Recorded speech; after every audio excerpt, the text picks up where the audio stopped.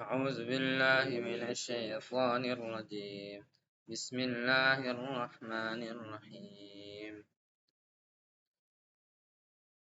عما يتساءلون عن النبأ العظيم الذي هم فيه مختلفون. كلا سيعلمون ثم كلا سيعلمون. ألم نجعل الأرض مهادا والجبال أوتادا وخلقناكم أزواجا وجعلنا نومكم سباتا وجعلنا الليل لباسا وجعلنا النهار معاشا وبنينا فوقكم سبعا شدادا وجعلنا سراجا وهاجا وأنزلنا من المعصرات ماء ثجاجا لنخرج به حبا ونباتا وجنات ألفافا إن يوم الفصل كان ميقاتا يوم ينفخ في الصور فتأتون أفواجا وفتحت السماء فكانت أبوابا وسيرت الجبال فكانت سرابا إن جهنم كانت مرصادا للطاغين مآبا لابثين فيها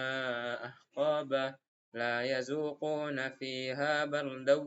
ولا شرابا إلا حميما وغساقا جزاء وفاقا إنهم كانوا لا يرجون حسابا وكذبوا بآياتنا كذابا وكل شيء أحصيناه كتابا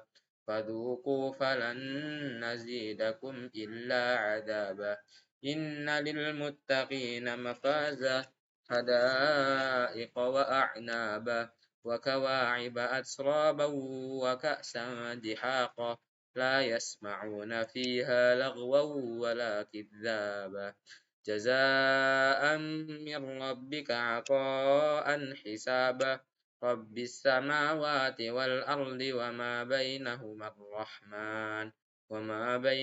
الرحمن لا يملكون منه خطابا يوم يقوم الروح والملائكة صفا لا